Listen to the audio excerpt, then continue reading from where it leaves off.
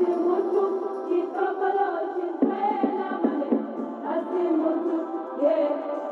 of things going on today.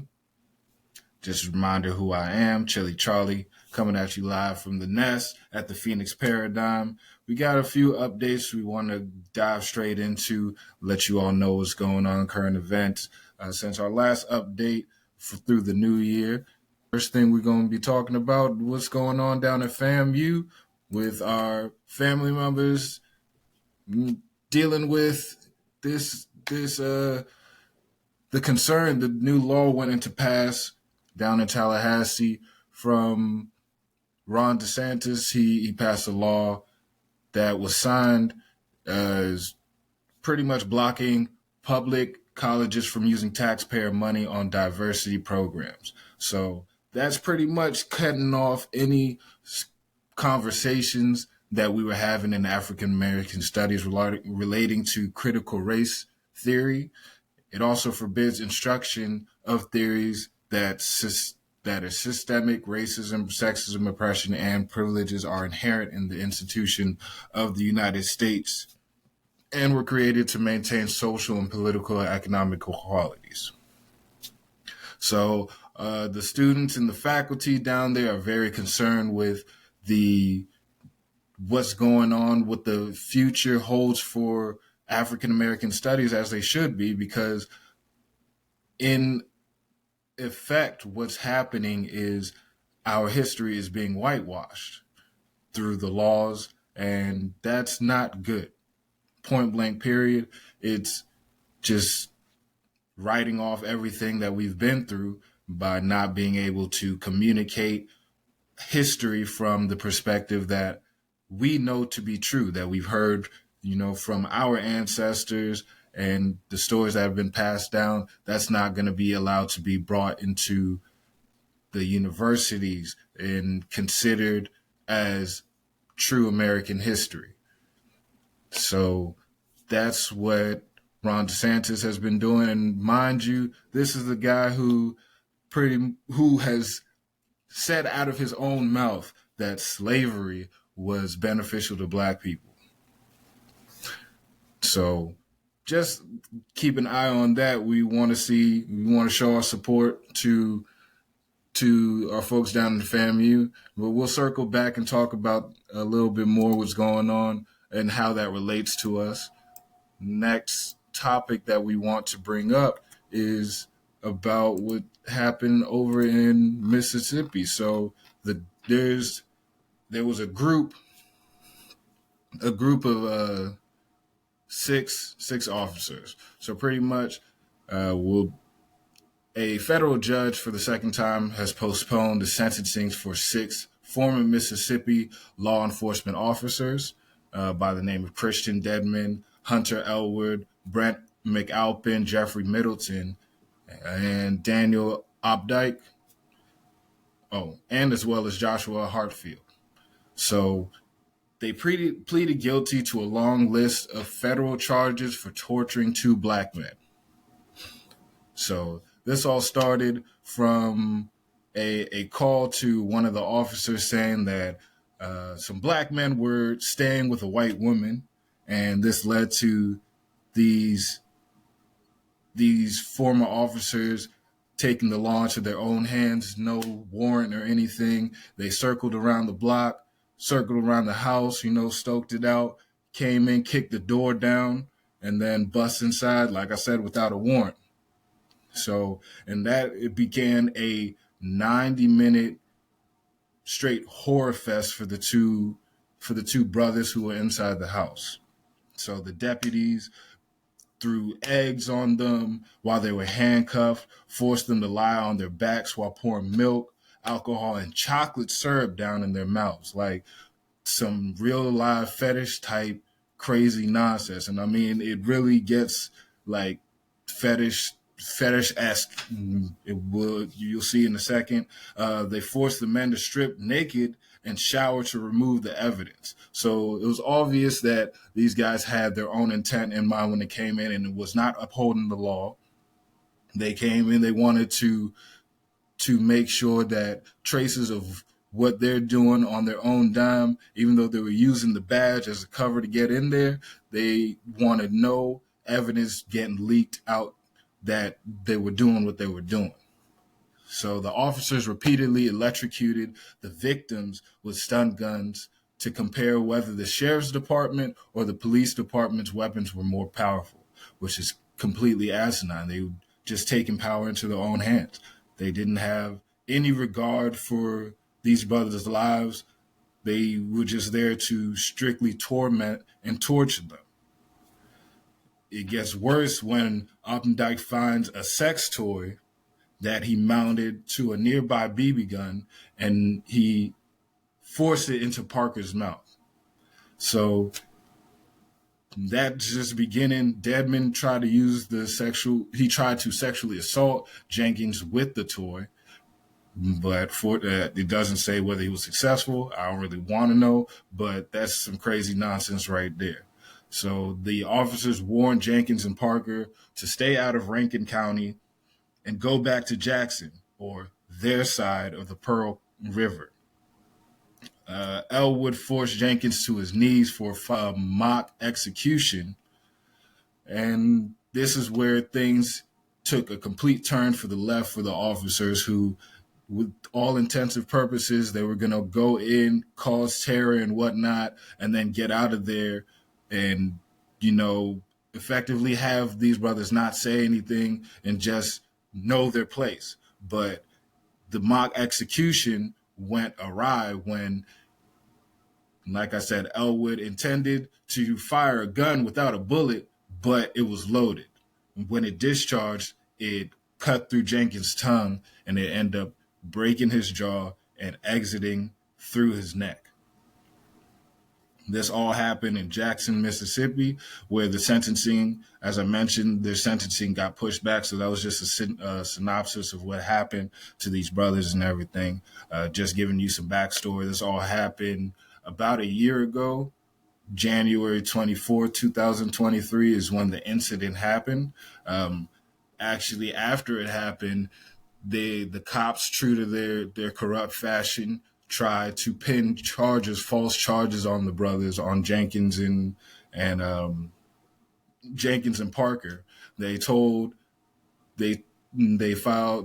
that it was a drug bust, went in there. They tried to make it seem like they uncuffed Jenkins, and that's when he went and reached for a BB gun, and that's why they shot him in there. But pretty much, and it went on for months. They had to do a whole investigation, and that's when it came out that, or when after Jenkins got out the hospital, that's when he reported what happened to him, and charges of like sexual assault and stuff like that to the police, pretty much when it came out. But they decided, the judge had sentencing. He had set sentencing for January 16th, which was the first time it got pushed back. It got pushed back to January 16th. But the court hearing has now been rescheduled to March 19th. So as I mentioned, this is all because Jenkins was actually helping, or not Jenkins, but Parker was a longtime friend of the homeowner that was in question, the white lady who was there. She needed some care. So Parker was actually there providing health care, or maybe not health care, but he was providing care for her. And someone found that unacceptable and called these officers to come and, just rain hell on them, which they did. So that's what's going on in Mississippi. Hopefully we'll see justice for that. It couldn't come any sooner, but we got to wait till March 19th for that situation. And then what we got as well is next on the list is the Wisconsin Institute for Law and Liberty, which is a conservative legal advocacy group, has filed a lawsuit against the State Bar of Wisconsin. So this is actually happened last month, December 20th, right before the holidays. And it's kind of in fashion going on. It's trailing behind the the legal challenges to diversity programs after the U.S. Supreme Court ruled in June, claiming its diversity fellowship program for law students violates free speech rights of bar members. Well, that's what happened in Wisconsin specifically, but it's following piggybacking off the ruling, as I mentioned in June, against Supreme Court struck down affirmative actions in college admissions, and in essence, it's just saying, declaring that race cannot be a factor. So that's what's going on in Wisconsin. And then finally, the last thing we're going to cover, and then we can just talk plainly about these situations and how they relate to us, is what's going on with Miss Claudine Gay, the first black, or the former first black female president of Harvard, who had to step down, and it was a whole trial. I'm sure you're privy of it and whatnot.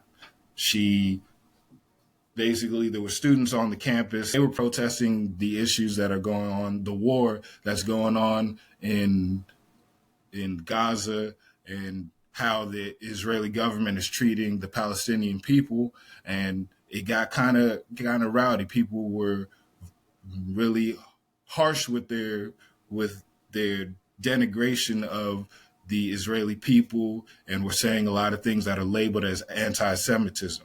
So Miss Claudine Gay was pretty much put on trial because she was accused of allowing anti-Semitist sentiment to just go unpunished on Harvard's campus. A lot of another aspect that they've used against her to get her off, or to pretty much corner her into having to resign, is the fact that in her dissertations and things like that, they said that she plagiarized. Even from the person who the claims of plagiarism would have offended, that person said that they didn't see any issue with that. And a lot of scholars and people have really labeled this as another political, attempt to just get a person such as Claudine Gay out of the position that she's in. And I feel like she could have handled the situation a little better with her response, but you could tell through some of the videos and whatnot that the answers and how she addressed the interrogation that she had to undergo in the court and everything was pretty much written up by her faculty, the people behind her in the Harvard faculty that supported her, her staff and everything behind her, under her. That being said, they could have handled it a little better. I know freedom of speech is an amendment that we need to uphold, and that's what she was sticking to. But, personally, we know I can't speak for her, but I know she's doesn't advocate for anti-Semitism. Nobody does that. But it's just a sticking point, pretty much, is how it's a bullet. It's a bullet to your career when you have these charges thrown at you. That's how I see it. You can't say anything. You can't even say that you support freedom of speech and allow people to say what's on their mind, as long as it doesn't translate to actions of what they're saying. You can't say that. You have to say, oh, yeah, we don't support that. We're going to punish everybody who said stuff like that, which is against freedom of speech. But that doesn't matter when it comes to Jewish people and anti-Semitism, apparently. But in a nutshell, those are the common events that are going on in the community. I picked out these stories to relate to us, and this is all within the national in our national context, which means everything that I'm reporting on today is happening in the country. It's currently going on, and you can see through these 4 stories how racism is very much still alive in our country. It's not something that's just gone in the days of old. It's become systemic. We get targeted through the laws. So now we can't tell our own story. You know, Ron DeSantis has been. This is a man who's a presidential candidate. Like, he wants to be a presidential candidate. So imagine what the repercussions would be of having a racist like this in the office. I mean, we see the effects with Donald Trump's administration, people that he supported getting into Supreme Court. This is what happens. This is why the affirmative action is being demolished. It's being stonewalled and blocked. And, you know, they're going on about it being unconstitutional and it's not protecting people equally under the law and all this stuff like that. These were people that came from the Trump administration who got into the Supreme Court, who ruled in that favor. This could be the future of the country. Ron DeSantis has been saying these things and pushing this narrative that, you know, woke culture and everything. He's cracking down on the woke culture and stuff like that, which is just Black people getting in touch with their history. There was a period where a lot of our information and our story was not being relayed in the public light. It wasn't being relayed to our people, so our youth wasn't getting it. But with the revolution, the information revolution, a lot of that information became commonplace and it was easy to find. They can't even talk about the stuff that's happened to them historically, like the stuff that happened right there in Rosewood, Florida.